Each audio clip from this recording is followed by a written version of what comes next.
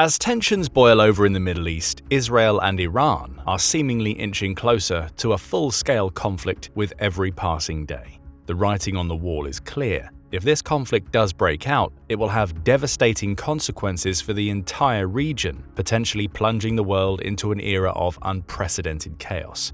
However, some experts have previously argued that one country could potentially benefit from an all-out Israel-Iran war: Russia. For the most part, the logic behind these claims is that such a war would distract the world, and primarily the US, from Ukraine, giving Russia a clear path to victory. Though this logic might seem compelling at first glance, the reality is far more complex. In reality, and under the current circumstances, Russia actually does not want a war between Israel and Iran. But why? Keep watching to find out. Before diving into the reasons why Russia might oppose or even fear a direct conflict between Israel and Iran, it's essential to understand the broader context, the alarming situation in the Middle East, as well as Russia's strategic interests in the region. So why is there even a discussion of a war between Israel and Iran? After all, the two nations have been locked in a tense standoff for years, engaging in proxy battles and diplomatic skirmishes across the Middle East. What's changed? Well, for starters, the Israel-Hamas war that broke out on October 7, 2023. On that day, Hamas, partially funded by Iran, launched a large-scale attack on Israeli territory. The attack resulted in the deaths of 1,200 Israelis, mostly civilians, and more than 200 taken as hostages. As a result of this, much of Gaza has been razed to the ground, and almost all of the civilian population has been displaced, with many thousands killed, in what is an ongoing humanitarian disaster. It officially marked the beginning of the Israel-Hamas war. But Israel didn't retaliate by only attacking Hamas in Palestine. It also intensified attacks on Iranian troops in Syria, sparking fears of a regional war. On December 25, 2023, these fears only intensified when a targeted Israeli airstrike took out Razi Mousavi, a senior Iranian military official, in his residence in Sayyid Zanab, some 6 miles south of Damascus. At the time, Mousavi was widely regarded as Iran's most influential military commander in Syria, which is why his assassination was deemed the highest-ranking killing of a leading Iranian military official since Qasem Soleimani was killed by a US drone in 2020. Less than a month later, on January 20, 2024, another Israeli airstrike killed Sadegh Ahmadzadeh, an Iranian general and head of the Quds Force intelligence unit in Syria, and 4 other Iranian officials. These officials were having a meeting at a building in the Meza district of Damascus, which was reduced to rubble by the airstrike, killing an additional 10 military personnel. Another 16 people would die on April 1st, when Israel once again targeted Damascus. This time, the country bombed the Iranian embassy in the city, killing 3 Islamic Revolutionary Guard Corps, or IRGC generals, and 4 other Iranian military officers. Mohammad Reza Zahedi, a senior figure within the IRGC, was among them, becoming the highest-profile victim of Israeli strikes in recent years. Unsurprisingly, Iran vowed to retaliate. The country's supreme leader, Ali Khamenei, published a message on his official website saying, "The evil Zionist regime will be punished at the hands of our brave men. We will make them regret this crime and the other ones." At the same time, Iran's president, Ibrahim Raisi, declared that this attack would not go unanswered. Israel and its allies took these threats seriously. Israel evacuated the country's embassies and jammed GPS signals to safeguard its critical infrastructure from a potential aerial attack. France deployed its navy to help protect Israel from the incoming attack. Other Western countries, as well as Saudi Arabia and the United Arab Emirates, provided Israel with crucial intelligence on the strikes. And those strikes did come eventually, starting on April 13th. On that day, Iran launched an all-out aerial attack against Israel, sending about 170 drones, more than 30 cruise missiles, and over 120 ballistic missiles its way. But as you can probably guess, Israel was ready. With the help of its famed Iron Dome air defense system and a few allies, the US, UK, France, and Jordan, Israel downed nearly all the projectiles before they even reached its soil. Since this attack marked a significant escalation in the brewing conflict, the international community, led by the US, descended on Israeli officials, trying to prevent the country from launching a devastating counterattack and triggering a conflict that could engulf the entire region in uncontainable chaos. But despite all the negotiations and diplomatic pressures, Israel did respond militarily less than a week later. However, the response wasn't what many feared it to be, an indiscriminate and wide-reaching assault. Instead, Israel carried out a carefully targeted series of strikes aimed at specific Iranian assets in the vicinity of the Isfahan International Airport. The Syrian Arab army bases in southern Syria were also targeted, leading to heavy material losses. The goal was to minimize civilian casualties and avoid further escalation. The measured approach was designed to send a strong message while attempting to keep the conflict from spiraling into broader regional chaos. Since the Israeli attack wasn't as forceful as initially thought, tensions somewhat died down in the next few months. However, on the last day of July, Ismail Haniyeh, Hamas's political leader, was assassinated in his accommodation in Tehran. This assassination also followed the death of Hezbollah commander Fuad Shakur in Beirut, a result of an Israeli bombing. And just like that, tensions heightened once again. Fears emerged that the entire axis of resistance might join in on the response to Israel, launching attacks from Gaza, Iraq, Lebanon, Syria, and Yemen. There were also indications that Russia might have become involved in the conflict. Reportedly, Russia's President Vladimir Putin advised Khamenei to have a restrained response and spare Israeli civilians.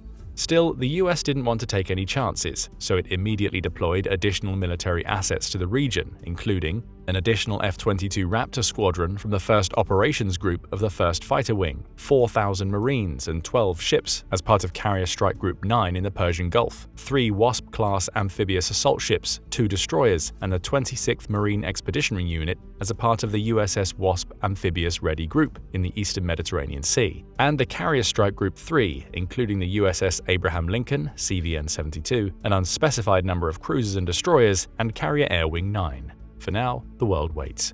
The question on everyone's mind is whether these formidable military deployments will be sufficient to deter further aggression, or if they will merely serve as a precursor to an even larger confrontation. A possible confrontation predicted by the United Nations to be a catastrophe beyond imagination. The conflict between Israel and Iran has the potential to dwarf even the Gaza destruction, draw in all the Iranian-backed militias in the region, Hezbollah in Lebanon, Houthis in Yemen, Kataib Hezbollah in Iraq, and several groups in Syria, and embroil the US to an even higher degree. With this in mind, one question arises: how could this situation possibly benefit Russia?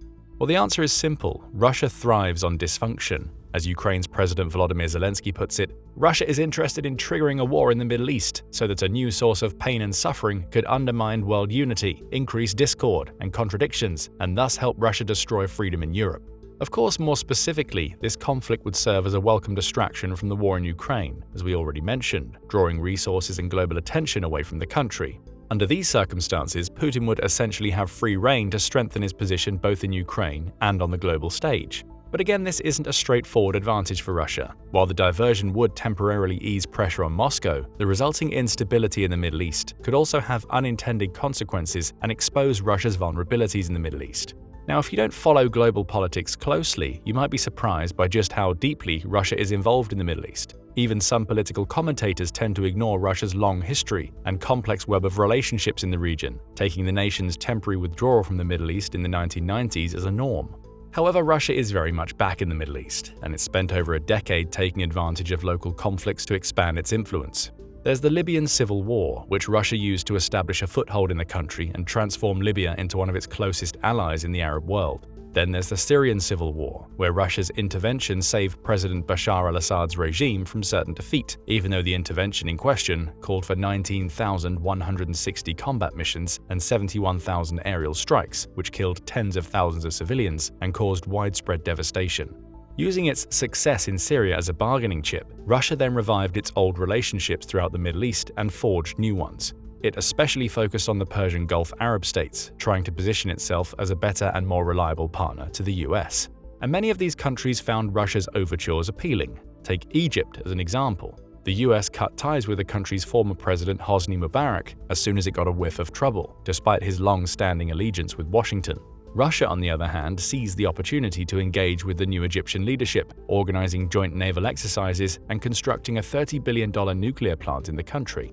And that's just one example. Russia has generally been trying to replace the US as the primary power broker in the Middle East for years. The only reason it even got a chance to do this is because the US truly overextended itself in the Middle East during the past 2 decades. At one point, the US had over 100,000 troops in Afghanistan alone and more than 160,000 in Iraq. Russia never made similar moves, it just lurked in the shadows, capitalizing on the distractions and resource drain caused by these extensive American military commitments. Russia believed that it was the US policy of interventionism and regime change that created instability and vacuums in the region. However, it soon became abundantly clear that Russia's approach, which involved exploiting regional conflicts and supporting autocratic regimes, contributed to further weakening the region. Rather than stabilizing the Middle East, Russia's actions often deepened the chaos, exacerbated conflicts, and entrenched power struggles, ultimately undermining long-term stability. And if an Israel-Iran conflict were to arise, it would only serve to unleash unprecedented turmoil brewing under the surface. But this isn't the only reason Russia fears a conflict between Israel and Iran. At the moment, Russia simply isn't in a position to capitalize on any instability in the region. Even if it planned to play the role of the almighty power broker and peacemaker, its current entanglements and vulnerabilities in Ukraine and beyond make it unlikely to effectively manage or benefit from such a massive upheaval. The war in Ukraine already prevented Russia from intervening in another major conflict, the Nagorno-Karabakh conflict. Historically, Russia had positioned itself as a mediator in the protracted and volatile dispute between Armenia and Azerbaijan over the Nagorno-Karabakh region. Moscow had previously brokered ceasefires and peace agreements, leveraging its influence to stabilize the situation and maintain a balance of power in the South Caucasus. But then Russia invaded Ukraine. With this invasion, almost all of Russia's focus and resources were redirected to Ukraine. This, in turn, severely constrained Russia's ability to engage meaningfully in Nagorno-Karabakh, or anywhere else for that matter. So when Azerbaijan launched a full-scale military offensive on Nagorno-Karabakh in September of 2023, Russia was virtually nowhere to be found. This lightning offensive and occupation of the Nagorno-Karabakh region led to the dissolution of the ethnic Armenian enclave on January 1, 2024, and the displacement of 100,417 of the region's estimated population of 120,000. The outcome of the Nagorno-Karabakh conflict showed firsthand how little Putin's words were worth. In 2020, he promised that Russian peacemakers would always be there to protect the region's population, maintain a ceasefire, and guarantee access to the only road connecting Nagorno-Karabakh and Armenia. And he kept precisely 0 of these promises. Russia's inability to prevent such a dramatic escalation in Nagorno-Karabakh not only exposed its reduced capacity to manage multiple regional conflicts, but also highlighted the broader ramifications of its overextension. With this in mind, there's no doubt that a conflict between Israel and Iran would be the last nail in the coffin for Russia's long-sought-after global influence. An Israel and Iran conflict would also probably doom Russia's relationship with at least one of the actors in the global drama, despite Russia's relationships with both being rather civil for the most part. When it comes to Russia and Israel, the two countries didn't exactly start off on the right foot. During the Cold War, Russia's predecessor, the Soviet Union, backed Israel's sworn enemy, the Palestinian Liberation Organization. That's not to mention that anti-Semitism was a staple of Soviet propaganda. However, things took a dramatic turn in the 2000s. In a surprising twist, the two countries actually started fostering quite a friendly relationship once Putin, a pro-Israel leader, was elected president in 2000. Just a year later, Ariel Sharon, a pro-Russia Israeli politician, was elected Israel's prime minister, further cementing their growing ties. Of course, it's no secret that Putin also has quite a close relationship with Benjamin Netanyahu, Israel's long-serving prime minister who's still in power today. The relations between Russia and Israel particularly blossomed around 2017, when Russia announced its plans to establish a permanent presence in Syrian bases, starting with 11 warships at Tartus, a major city on the Mediterranean coast of Syria. Since Israel and Russia were now essentially neighbors, the latter became crucial for the former's efforts to counter Iran and its proxies in Syria. All things considered, it shouldn't be surprising that Israel maintained relations with the Kremlin even after Russia invaded Ukraine, despite many Western countries distancing themselves from Moscow or severing their ties altogether. Israel also didn't join the long list of countries imposing sanctions against Russia or sending defense weaponry to Ukraine. However, once the Israel-Hamas war broke out, the relations between Russia and Israel became a bit strained. Why? Because Russia had also been building quite a relationship with the very adversary Israel was battling, Iran. But how did this even come to be? After all, Russia and Iran share a complicated history, often marked by competing interests and mistrust. The answer is simple. It's a marriage of convenience and nothing more. Russia first started deepening its relationship with Iran in 2022, after it launched the invasion of Ukraine, with a single goal: to survive the growing isolation imposed by the West. Russia could count on Iran in two departments: defense and economy. As far as defense goes, Russia has found an essential military supplier in Iran at a time when the country is facing increasing difficulties in sourcing critical military equipment due to sanctions. So far, Iran has supplied Russia with two crucial elements that have bolstered its military operations in Ukraine. Number 1. Drones. Iran's Shahid 136 drones, also known as kamikaze drones, have become a staple in Russia's war arsenal. According to leaked documents from an Iranian company with ties to the country's Ministry of Defense, Russia has purchased at least 6,000 of these drones since the invasion started. The country also received substantial aid from Iran in setting up local production of these kamikaze drones, aiming to produce at least 6,000 more domestically by the end of 2025. But why these drones? What makes them so appealing to Russia? The answer lies in their unique combination of affordability, simplicity, and lethality. The Shahed 136 drones are relatively inexpensive to produce, though their exact price point is still up for debate. Initially, the price of an individual Shahed 136 drone was estimated to be between $20,000 and $50,000. However, the leaked document we mentioned before revealed that Russia paid $193,000 per unit for these drones. But even the latter price is a fraction of the cost compared to other advanced drones. Take the Turkish-made Bayraktar TB2, widely considered one of the best in the game, as an example. Though the exact official cost for this model remains confidential, the estimates range from $2 million to $5 million. That's at least 10 times more expensive than the Shahed 136. But even though they cost a fraction of the price of other drones, they can pack a devastating punch. The Shahed 136 carries a warhead that's typically around 60 to 110 pounds in weight. The warhead is designed to deliver a substantial explosive impact upon detonation, which is effective against both military and civilian targets. The impact is intended to maximize casualties and material destruction, making these drones a nightmare for Ukraine. Especially when you consider how indiscriminately Russia has deployed them. Reportedly in December 2023 alone, Russia launched as many as 3,700 kamikaze drones in Ukrainian territory. As for simplicity, it doesn't take long to learn how to operate the Shahed 136. According to Ukrainian intelligence, Russian soldiers were trained to do so in Syria by Hezbollah and the Iranian Revolutionary Guards. The second crucial element Iran provided to Russia is ballistic missiles. In February 2024, Reuters reported that Iran had sent around 400 powerful surface-to-surface ballistic missiles to Russia. The shipment mostly included models from the Fatih 110 family of short-range ballistic weapons, such as the Zulfiqar. This model has an operational range of up to 435 miles and reportedly costs $110,000 per unit.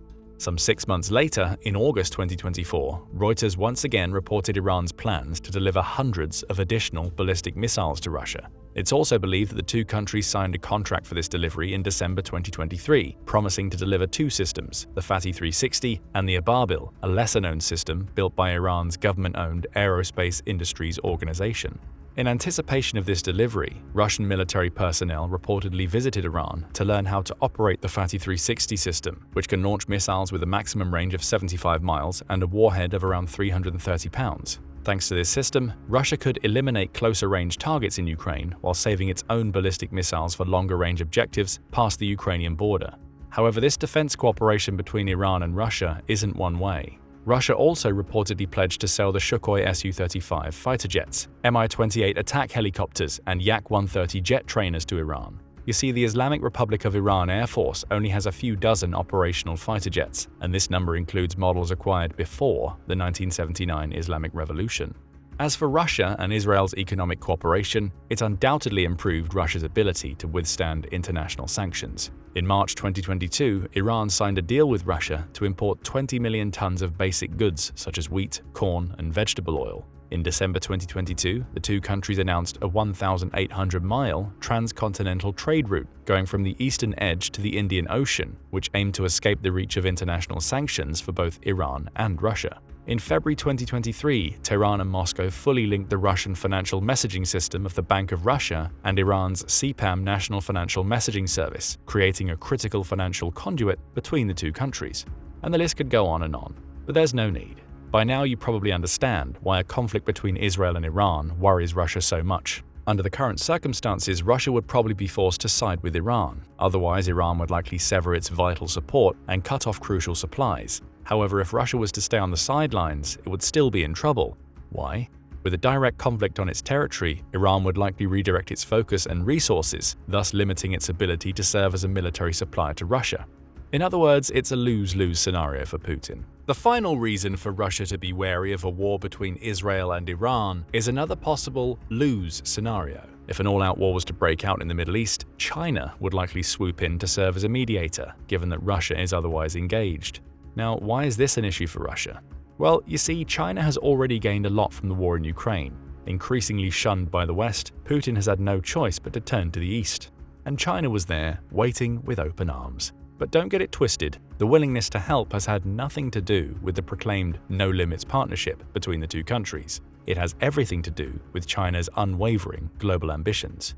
China has long had a single goal in mind: global dominance. The only way to achieve this goal is to challenge the existing international order and expand its influence across key regions. Thanks to Russia and its longer-than-expected war in Ukraine, China has been handed a golden opportunity. So far, China has gotten Russia to allow it to access the Arctic, a region rich in untapped resources and strategic maritime routes. It also made Russia practically dependent on its economic support, causing many experts to declare Moscow Beijing's junior partner and even vassal. China is even set to receive a piece of Russian land, the Tumen River, which would grant China direct access to the Pacific. And now, China is eyeing the Middle East. Beijing has already inserted itself in the region in a more meaningful capacity, helping negotiate a détente between Iran and Saudi Arabia in March 2023. However, this was only possible because China had already forged relationships with the two countries. As far as Saudi Arabia goes, this country has long courted China to bolster its economic and geopolitical standing. After all, China, as the world's largest importer of oil, aligns well with Saudi Arabia's position as the leading global oil supplier. The partnership between the two countries actually began with deeper engagement in the 1990s, but truly flourished later, with collaborative projects like the Yanbu refinery and major infrastructure developments, including NEOM, a futuristic city on the Red Sea. But China's involvement with Saudi Arabia extends even beyond this. It's also entered the military department, with China selling missile technology and drones to the country. As for Iran, the country forged a strategic partnership with China as a response to the US-led rules-based order, which both nations view as restrictive. This alignment was formalized back in 2021 with a 25-year cooperation agreement promising $400 billion in investment. However, actual implementation has been lackluster, and Iran's dependency on Chinese investment has not been fully met. Also, it's important to note that despite their strategic alignment, disparities between the two countries are significant. China dominates the economic relationship, representing a substantial portion of Iranian trade, while Iran's trade contribution to China is minimal. Sounds familiar, right? China has also actively sought after relations with other Middle Eastern countries like the United Arab Emirates, or UAE for short. The UAE primarily collaborates with China on domestic security, including surveillance, but also partners with other nations like Israel for security enhancements. Dubai, a key global trade hub, also benefits significantly from its role in facilitating China's trade with Europe, Africa, and the Middle East. However, the UAE, like many countries in the region, still maintains a delicate balance in its foreign policy, navigating ties with the US and China. That's why China must further bolster its position in the region, proving itself as a reliable partner and a critical player in addressing regional concerns. And what better way to prove this than by actively engaging in a major conflict and facilitating peace talks? If China manages to add this notch to its belt too, Russia will truly become a sidelined spectator, grappling with its diminished influence and scrambling to keep pace in a rapidly shifting geopolitical arena. And that's the last thing the country wants. But what do you think? Is a war between Israel and Iran imminent? And if so, how will it affect the already weakened Russia? Share your thoughts in the comments section below. Now go and check out if Israel and Iran go to war, who wins? Or click this other video instead.